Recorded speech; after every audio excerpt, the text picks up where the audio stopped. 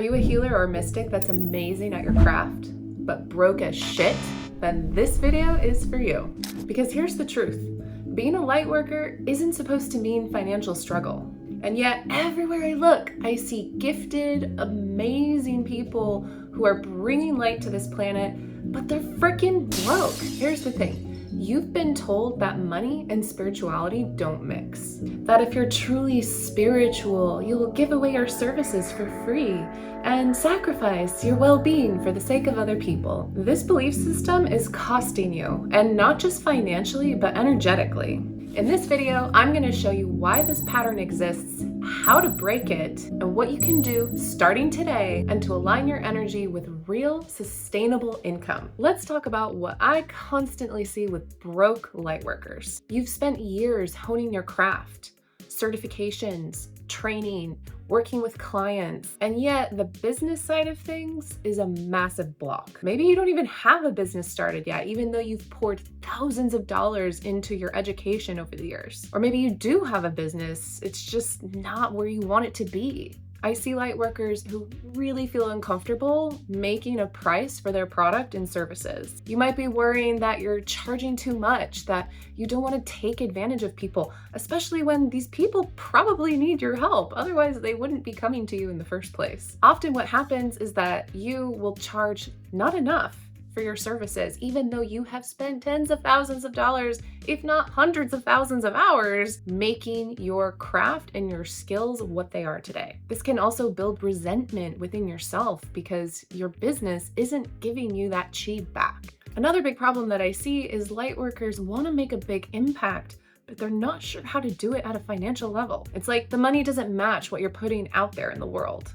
You may still be stuck in survival mode, living paycheck to paycheck, and wondering if you had all your fucking shit figured out, you wouldn't be broke all the time. And that can also lead to feelings of maybe I'm a fraud or not as good as I think I should be. This is a really difficult and toxic loop, and believe me, you don't want to get stuck in it. Sound familiar? This isn't just a strategy problem. It's also an energetic problem. And if these poverty programs don't get addressed, you're going to keep hitting that income ceiling over and over again, no matter what you try to do in your business. Believe me, I know the struggle you're going through. I've lived it. Before I started helping light workers create profitable businesses, I was deep in this cycle of doubt, shame, if not full-out imposter syndrome. And even before that, I had a lot of poverty programs running before I even entered the corporate world. Throughout the last 10 years, I have learned how to use my mystical tools to reprogram my poverty programs into wealth programs. It first started to show up in my corporate job where I started to work with billion-dollar companies with million-dollar projects,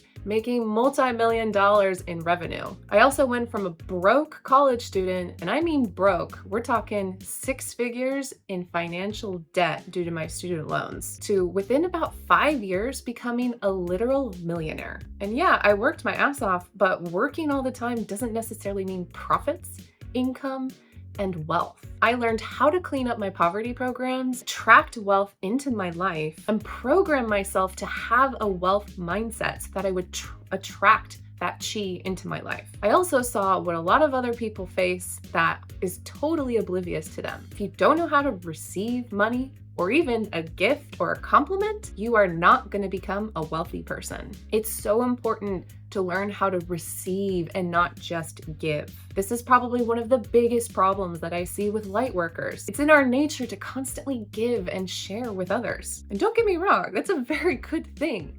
But if it's not balanced, if you're not also receiving that energy, it's going to be a broken system. Think of it like a circuit of give and take. It's really important that our chi circuitry, our wealth, doesn't get blocked. And it blocks if we're constantly giving or constantly receiving. So having a healthy balance is really crucial to having a strong circuit of chi, wealth, and income. Once I started to remove my poverty programs, my life started to change.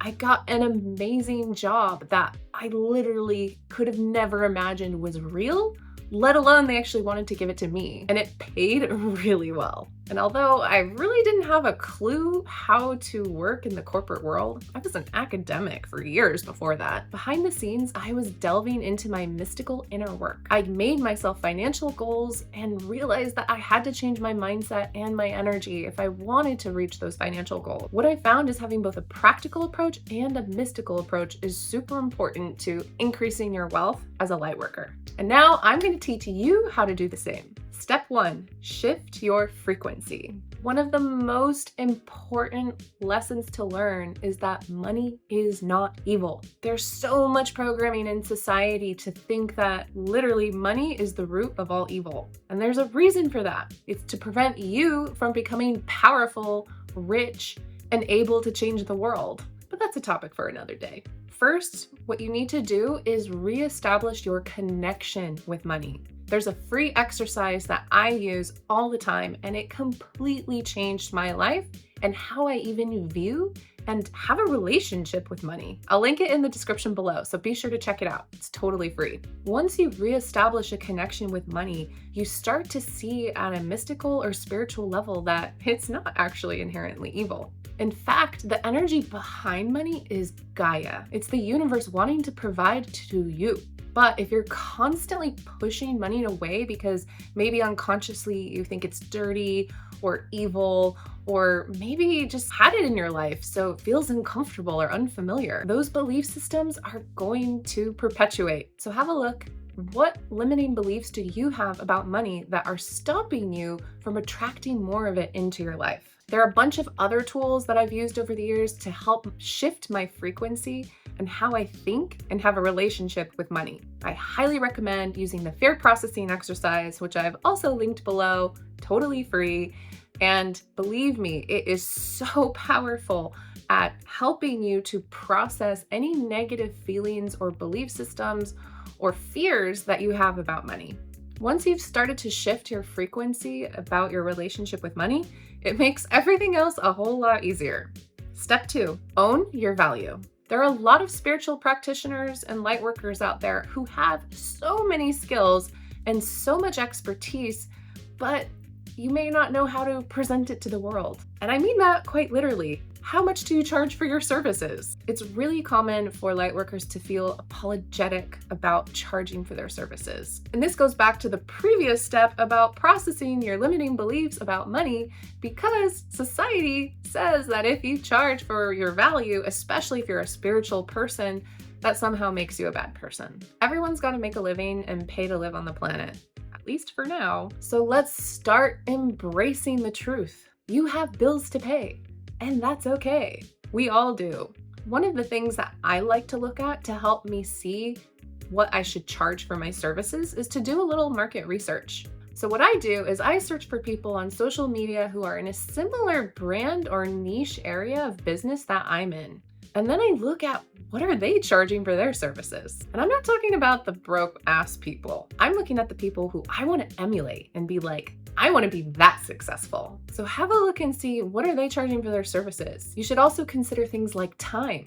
When are they making themselves available? Because time is very limited. And the more wealthy you become, the more precious your time becomes. I've also seen the opposite happen, where lightworkers will charge too much for their services. This most often happens when people are just starting out. I know I definitely fell into that situation. I had recently completed my training about how to do tarot sessions. So I felt because I had invested tens of thousands of dollars into my sessions, that I should be charging really high prices. But here's the thing, I was just starting out. I had no client base, no experience besides practicing with people along my training, and I decided to charge premium prices. And by premium, I mean going way over the going rate of some of the celebrity tarot readers on the internet. Fortunately, I had some nice friends who said, hey, Kara, it doesn't seem like your price point matches what I've seen other tarot readers charge for their sessions. And honestly, that was really hard to hear. It definitely took an ego hit.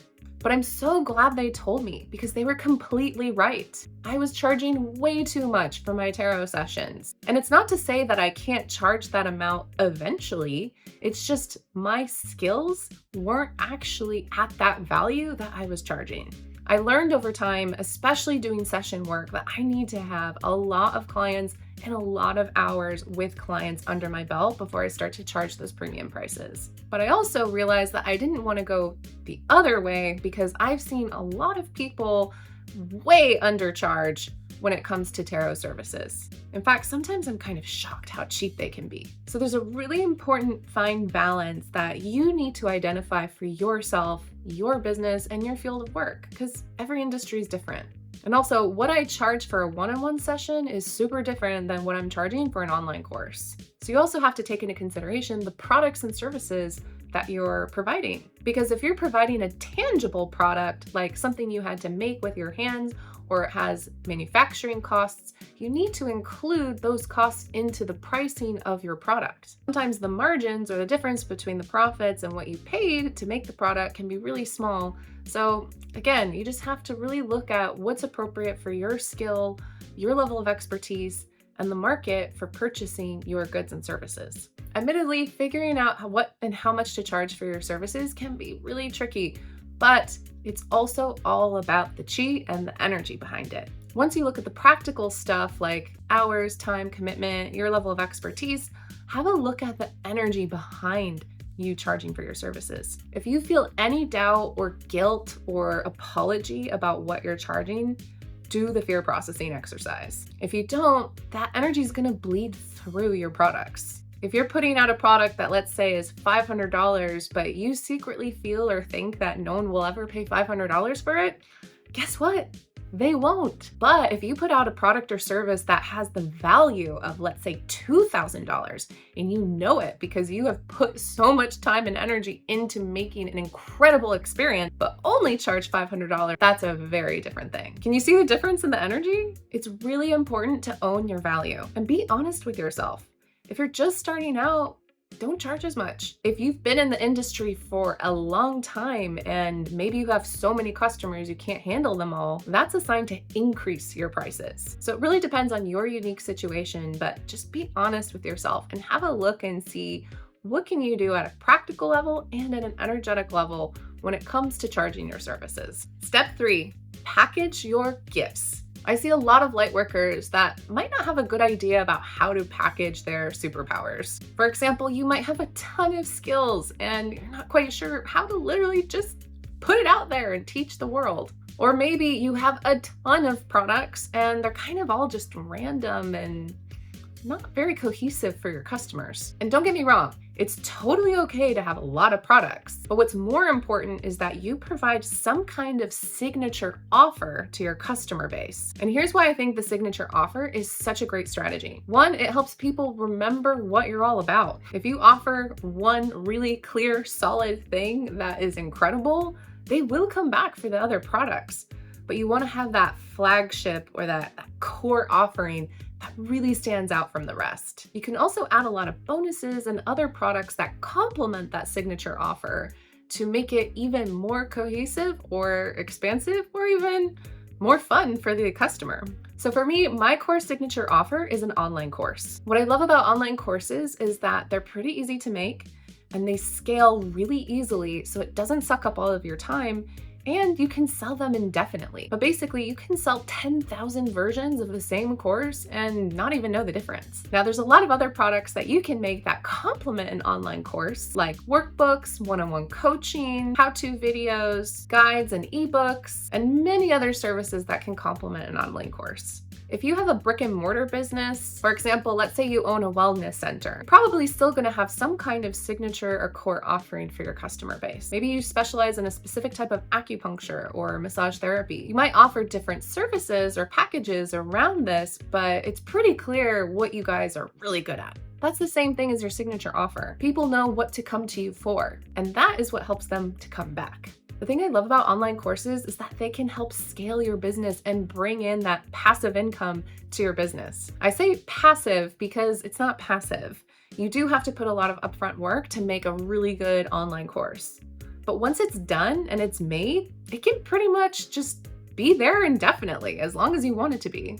You don't have to make it over and over again, but you can sell it over and over again. This is a great complement to a business, whether you have a brick and mortar store or you have an online business. In my opinion, having an online course is a great complement to any spiritual or lightworker business. Even if you're in retail, have a brick and mortar business, or you do online sessions or have online products, there are ways where you can wrap in an online course experience into your business and make a really good income along the way. So as a lightworker, it's really important to think about how you're going to package your services. This goes back to pricing in step 2, but it also goes back to your core work and what you want to provide and put out there into the world. And on the mystical side, if you feel really good about what you're putting out there, people will be attracted to that. A lot of it can be unconscious, but at an energetic level, if you infuse your work with that love, passion, interest, and intrigue, people are going to notice. And this is why having a core signature program or offer can be really effective, because if you pour your energy and your focus into that thing and make it incredible, you're literally pouring that chi into it to make it incredible. People are going to notice that. So let me leave you with this. Thriving is not a betrayal to a spiritual path. It's a deep expression of it. When you are well-resourced, your light shines brighter. You're able to do more in the world and be more effective. Think about it. If you had $1 million versus $1,000 to spend every month, your impact would be a lot bigger, broader, and more effective. Your impact goes further and your mission becomes unstoppable. If you're done playing small, shrinking your gifts, and ready to step into true abundance and thrive, drop a comment below and say, I'm ready. And remember, you don't have to do this alone. I'm here to walk this path with you. So go out and light up the world, but also get paid for it. I'll see you in the next video.